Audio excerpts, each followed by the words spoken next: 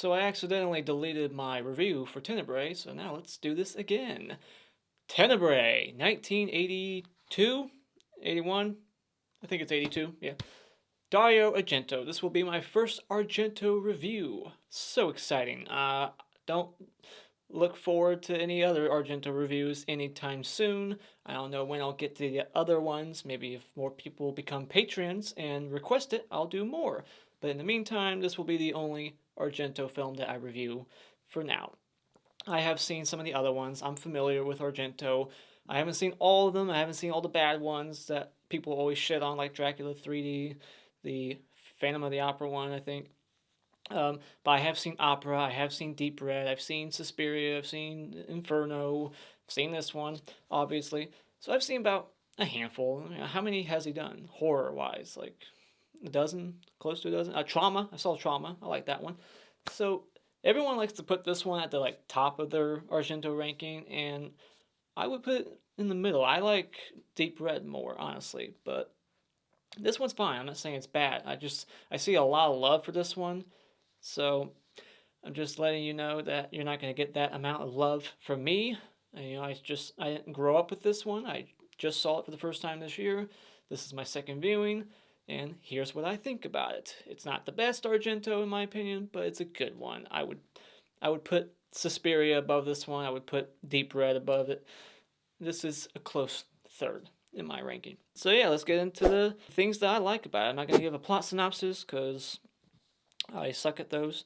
Now, the things that I like about this movie, you can't go wrong with the amount of nudity that's in the film. You got girls just walking around with that are just wearing blankets.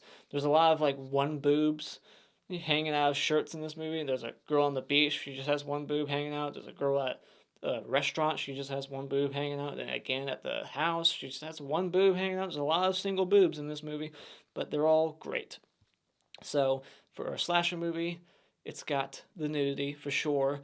Doesn't have all the gore, but there's a couple of good gory moments in the movie, especially towards the end. There's a death involving a severed limb, and it is apparently Quentin Tarantino's favorite on-screen death of all time. It's very bloody, it's very memorable, and just the imagery of it, the way the blood sprays and hits the white wall, the color of the blood, it's just so bright and vibrant. Just love that kill. And the soundtrack, I believe it was done by Goblin, like a lot of other Argento films. And this isn't the best Goblin score, but it's up there. I would put Suspiria again and Deep Red above this one. In Deep Red, they overused that score quite a bit in that movie. But in this one, they sparingly use it, not so much, So I like this score. It's definitely Goblin sounding and Italian. So if you like Italian scores, I'm sure you'll like this soundtrack as well. It's very catchy. And I like this story about the whole, the author, he makes a book, and then there's a psycho stalker killer who's obsessed with him, and he's like killing people, I think, in ways that are in the book or something, or the book inspired him. So it's kind of like that whole Catcher in the Rye thing, right? Isn't that the story there with John Lennon? He got killed by some guy because he read a book. Maybe that was the influence here. Maybe. I read that this movie was influenced by an actual stalker of Argento. He was getting stalked, so he wrote this movie because of that. And so yeah, I like the story. This one has the most story out of all the Argento films. Argento is usually like style over substance. This one, I feel like, is more towards the other side. It's more substance than style. This one isn't as atmospheric and stylish as the other ones. There's still some of that Argento style in here for sure, but it's not going for the visuals as much in the atmosphere. It's not like Inferno or Suspiria. It's quite the opposite. There's a lot of daytime kills, a lot of daytime, scenes in the movie. It's not going for the horror atmosphere. So that would be a little bit of a negative, a little nitpick of mine. I like a little bit more horror atmosphere, and that one's kind of lacking in this one. But I like the silly moments for sure. It's something that stands out in the movie. I always remember it. The whole like dog scene chasing the girl, the evil dog from hell. There's just funny, memorable moments in the movie that I just absolutely love. And the crazy ending is another just cherry on top. I just love that ending. The way it ends, it's very much like Texas Chainsaw Massacre, just a woman screaming as the credits start to roll. I love that John Saxon is in this movie because he's just horror alumni. He's awesome in almost everything he's in. But this time, he's not a cop. He's like a sales agent. He's a representative of this author. So that was cool to see him play a different role. He's always a cop. Black Christmas, Nightmare on Elm Street, Nightmare Beach. He's always a police officer or a detective. So it was nice to see him. Unfortunately, we don't get to see him too much. He's only in like maybe 2 or 3 scenes. He just doesn't have a lot of presence in the film, and that's a bummer. I would rather have him be the main character than this Peter Neal guy, who, behind the scenes, that actor apparently is the toughest actor Argento has ever worked with. Now, for the things that I don't care for as much in this movie is the lack of gore. There's only like one kill that stands out in the movie, and the other 4 or 5 are simple like gut stabs. It's like a Scream movie, except you actually get to see the knife hit the stomach. But that's actually a problem. Like, this is the odd case where I would prefer off-screen kills because the way they look on screen is pretty bad. Like, the axes and the knives like bouncing off of the body, it doesn't look like they're actually being stabbed. You can tell it's a fake weapon. It just doesn't look good. It kind of reminds me of the open of Pieces when the woman gets the axe to her head. You see it like bounce off of her. It's not like cutting her at all. It's just, it takes me out of the moment, so I didn't care for it. So I would, in this moment, I would be like, yeah, let's just do off screen because maybe it would work better, it'd be more effective. These kills, they're just not, they're uneventful. There's not a good build up to them. They're just very quick and lame to me. There's just the one kill that's good. And that's a shame because this is Argento. Like, this guy never shied away before this. He's always had memorable, stylish kills in the films prior. And then you get to this one, and it just feels like a dramatic step down when it comes to the kills. And it's a slasher movie. You gotta have some good gory kills in here. There's just one. So that's a major flaw for me in this movie. And there's dumb little writing conveniences here and there.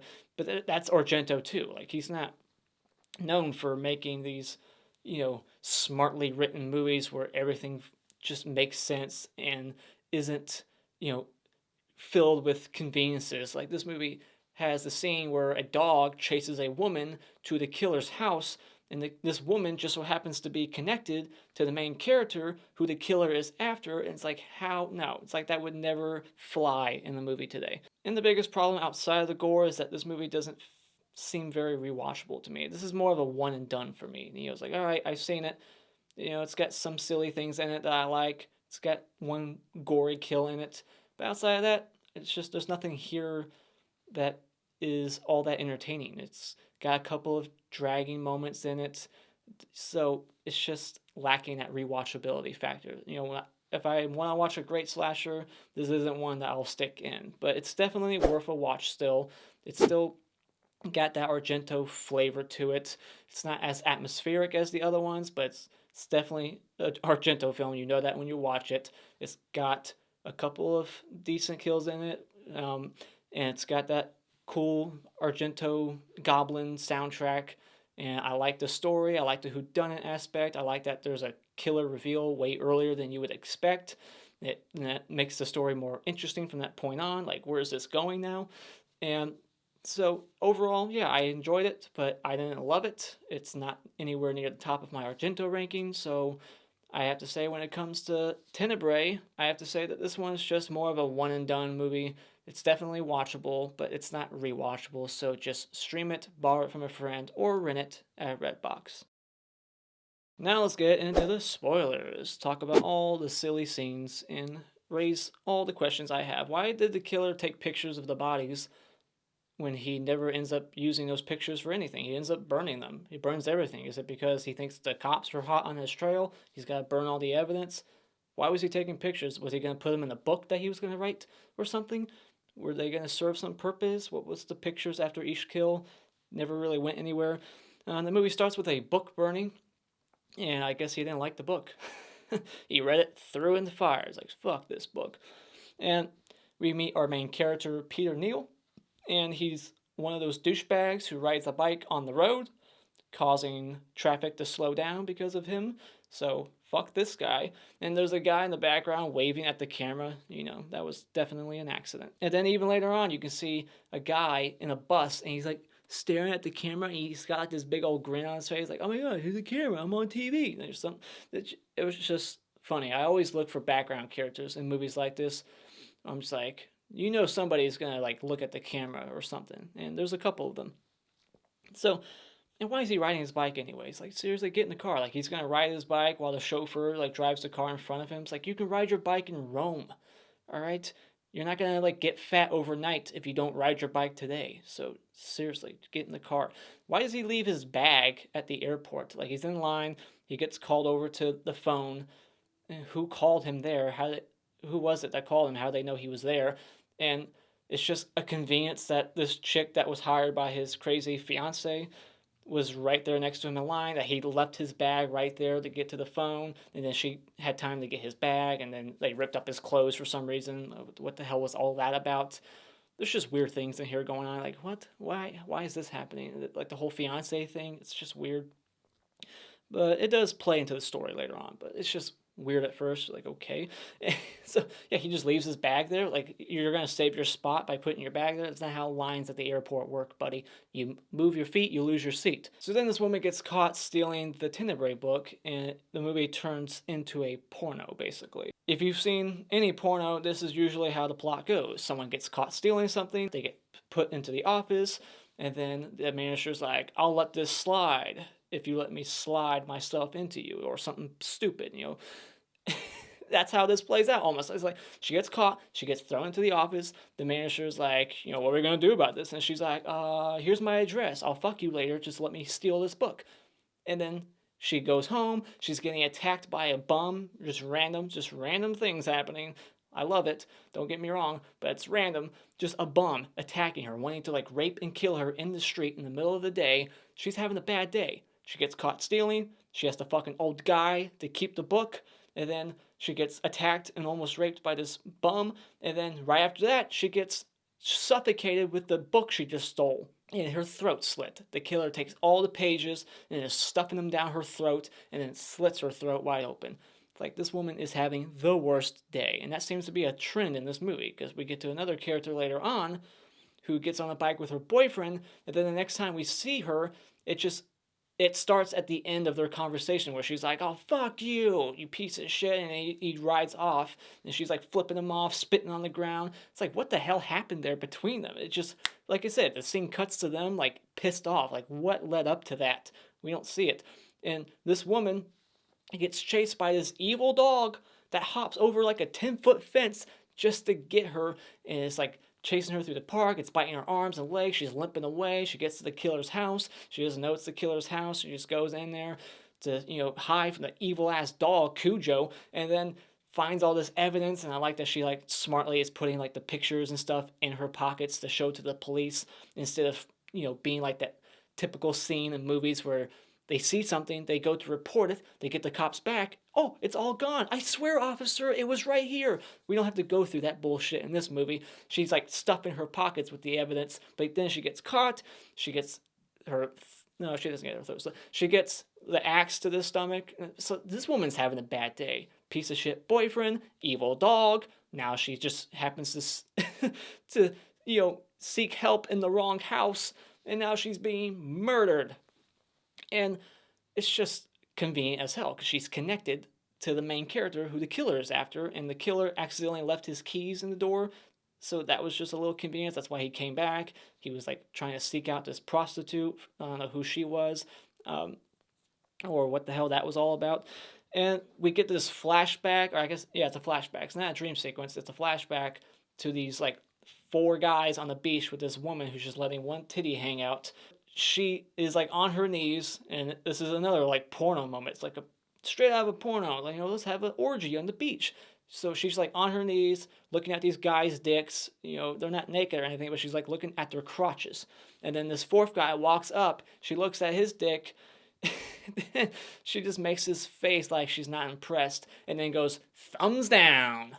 Like, nope, not having it. Like, 4's too much. I'll have 3 I'm fine with, but 4, no, just like, no, get out of here. Like, too much. It was just a hilarious moment. It reminded me of like those shows on MTV back in the day where, a guy would come out, they would have like a bus full of, people, and they would walk off, and the girl would be like, "Next, thumbs down." It's just like this. Like, nope, you're not cutting it. Nope.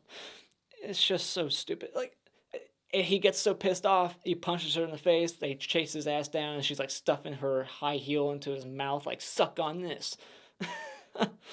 And so then this one girl is in public with a see-through shirt and no bra on, and like her areola is like above the shirt, like her titty every once in a while is like popping out of her shirt in public. It's like there's children around. Jesus. And then she's the one with the blanket over the one tit, and she's just letting the other one hang out. And you got this hardcore feminist lady who is like telling Peter Neal his like books are all sexist, and she's basically the equivalent to all the movie critics at the time who were like, these slasher movies are all sexist. So I think that's what Argento was kind of shedding light on, is how stupid those people are. It's like, if anything, these movies aren't sexist because the women always survive. They win. They kill the bad man, unless it's Friday the 13th, it's a bad woman. Spoiler.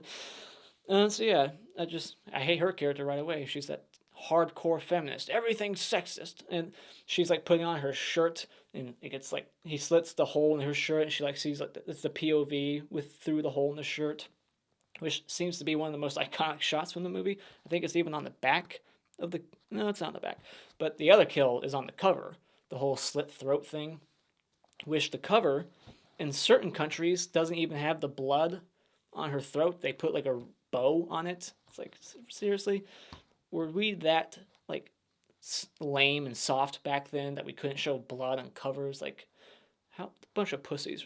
It's like, seriously, like, how is that gonna hurt anybody, seeing blood on the cover? But yeah, she gets her throat slit, the chick with the shirt over her face, and then the other girl, naked girl, half naked girl, she gets like her head thrown through like a plate glass window, which is in like every Argento film. There's always somebody who gets thrown through a window, like her head or his head, whatever. Like, there's always windows breaking. And then there's another window break at the end of the movie with the arm getting chopped off, which is the best kill in the movie. And yeah, so that's the iconic shot when the girl, her head flies through the window and she's like hanging there, her throat slit, hair like hanging down. That's the cover. So this plumber sends his daughter to simply flip a switch. And it's the simplest task ever. It's literally flipping a switch. He's like, I want you to go there and flip a switch. It's like, why can't this guy, Peter, do it? You could have just said it over the phone. I guess he just wants to charge him for the trip up there, like being an asshole. I forgot to mention that long train shot. That was a pretty impressive shot, going from like the bottom floor to second floor, up on the roof, going like in the room, out the room. I read that scene, that one shot took like 2-3 days to shoot and get right. And in one version, they wanted to cut it out, but Argento was like, I took like 2-3 days to get that shot. We ain't cutting that out. I don't blame him. And so yeah, the angry girl, the whole dog thing, that happens now. Dog's evil. You can see the holes in the fence, like that were pre-cut to make it easier for her to hop over it. There's like holes in it for her. And then Neal, he starts piecing the mystery together. Like, I think I know who did it. The second watch is a little bit more obvious who the killer is because of the whole voice thing. Like this TV reporter, the way he's acting in that one scene that he's in before he's revealed. It's like, it's kind of obvious now, but I didn't know it the first time. It tricked me. But we get like this prom night phone call thing. It sounds similar. The voice, the whole like wispy, soft, creepy voice. It's very much prom night. I don't like that movie at all, but sue me. And that's the one thing everybody loves about prom night. Whenever people talk about prom night, they always go, Jamie Lee Curtis, phone calls. That's really it. It's like, yeah, okay, that's really all that movie has to offer, if you ask me, is Jamie Lee Curtis, phone calls. But what else does that movie have? It's the worst lit horror movie ever. You talk about Alien versus Predator, Requiem, how about prom night? There's so many dark scenes in that movie, I can't see shit. I need the Blu-ray, I'll be honest. I have a DVD, it sucks. But we're not talking about prom night, we're talking about Tenebre. So yeah, the killer gets killed, so that's interesting. It's like, with like towards the end of the second act, we got like another like 20-30 minutes left. It's like, oh shit, killer's killed. You don't see that too often in slashers. But yeah, he's like burning all the evidence. So it's like the photos, what were they for? I don't know. And conveniently, the little guy, whatever his name is, the dipshit on the bike who pissed off that girl earlier, he just doesn't see the killer, but he can hear everything that guy's whispering inside, despite the fact that he's outside with a like window in front of him that's closed, like he can hear his whispering voice in there? I don't think so. But you can hear him, but you can't see the killer. It's just a little convenience that he just couldn't see Peter in the act. But then at the end of it, he starts to kind of remember things, and then he gets killed. He gets like the Annie kill in Halloween. He gets strangled, but like right before he dies, he's like, I gotta see who it is. He turns his head. It's like, I gotta know before I die, otherwise I can't die in peace. So then John Saxon is revealed to be sleeping with this guy, with Peter's fiance, and he goes to meet her in public, and he gets stabbed in broad daylight in the middle of like, looks like Rome's Times Square. Like it's everyone's walking around. There's all kinds of shops, a fountain, kids playing ball everywhere. Like he just gets shanked in public by a guy who has the best-selling novel there for 12 weeks. His face is on the book. Everybody seems to know him. He was just on TV. He did a TV interview like right before this. So everybody should know what this guy looks like. A decent majority of those people should be able to be like, isn't that guy? He just shanked this dude. Nobody saw him do it. It's like, bullshit. Alright, sorry, just have to call it. Like, it's so easy to get away with murder in Rome. Just stab someone a bunch and just walk away. It seems to happen a lot. Even that girl in that flashback, we see Peter Neal stab her in the stomach too, just like John Saxon. Lots of gut stabs, and they don't look good. So yeah, he just keeps shanking people in public, and he gets away with it every single time. Then we get the best kill in the movie. We got Jane, who is like about to commit suicide, but not. She calls this woman like, come here or I'll kill myself. And then, I don't know what her game plan is here, but the axe comes through the window, chops her arm off, looks fake, but it's early 80s. Not gonna, harp on it too much. I love the blood just shooting out of her arm. I mean, it makes sense. That's Tarantino's favorite kill. He's obviously influenced by that type of violence, because watch Kill Bill. Every time our arm or leg gets severed off, blood shoots out like a geyser, like a water out of a fire hydrant when it gets ran over in movies. Just all kinds of blood spraying on the wall. It's awesome. What a good visual. It's artistic in a macabre way. And so then the cops come there. He kills one of the cops on accident. Well, maybe not on accident. He kills the one cop, and then he slits his own throat. And if you look closer, you can tell it's, obviously something's up. Like the blood, you can see the blood shooting off the blade, not out of his throat. So if you pay attention, you might catch on to what's going on. Like, that he's faking his death. But I didn't know that the first time I watched it. He slits his throat. He's making them think he's dead. They never check the pulse like cops would do. But that's another little silly thing. Like, you would check a pulse. Like, is he dead? I don't know.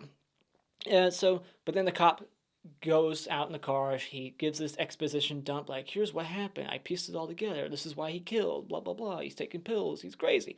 And so then he goes back in. His body's missing. And then he like stands up and he's like, I like that shot of him. Like he goes down. The killer's like right behind him. And then he stands back up and he's like blocking, Peter completely. You can't see them. Like they're perfectly lined up in the shot. And then he gets the axe in the back. And this piece of art, statue, this weird, whatever the hell it is, it's a bunch of metal spikes thrown together. It falls on the door, and then the chick like breaks the door open, and it causes one of the metal pieces to fly off and hit the killer in the gut, pinning him to the wall. And it's got like this hole on the other end, so like all the blood's falling out of it, dripping onto the floor, just like that kill in the beginning of Tourist Trap. It took me right to that scene. And meanwhile, as all his blood's draining out of that like pipe, she's like screaming, she's holding on the wall, like, I can't take it, it's too much. And then credits as she's still screaming. It's awesome. That's a fantastic way to end a slasher movie like this. That's awesome. Like, there's no other word. It's amazing. Just, that's the best way to end this film, with that note. You leave the theater with that, like, oh my God, what the hell did I just witness? Amazing ending. So it's a shame the rest of the movie couldn't have been as amazing as that, with the kills and just the craziness, but I still enjoyed it. I just wish there was more here. But the Hockey Mask Award for best character in this movie for me was the Blanket Girl, because she's just wearing a blanket. There's not a lot of interesting characters in the movie, but she is my type of lady. And the Hanky Award for worst character in this movie is that stupid biker dweeb who pissed off that adorable girl. How dare he break her heart? And the Clap Award for best scene in this movie, besides that ending, despite how crazy it is, I love the whole dog chase thing because it's just so ridiculous. And the Funny Bone Award for funniest moment is that beach orgy scene where she gives his dick the thumbs down. Absolutely hysterical. And the Mr. Hat Award for best kill is Jane, who gets her arm chopped off and then axed in the back and stomach multiple times. The bloodiest death in the movie, for sure. And the Mr. Twig Award for lamest kill in this movie was John Saxon. If you got John Saxon in your movie, you gotta give him a more grand death, not a simple gut stab. And those are my thoughts on Argento's classic Tenebrae. Let me know what you thought about this movie in the comments below. Where is it in your Argento ranking? Is it your favorite like most people, or is it Suspiria, Deep Red, Opera? Let me know. And as always, if you like what you've seen, you can hit this like button and become a Patreon for as little as $1 a month to request movie reviews like this, and become a subscriber today just by clicking on my cartoon face in about 5 seconds. And until next time, auf Wiedersehen.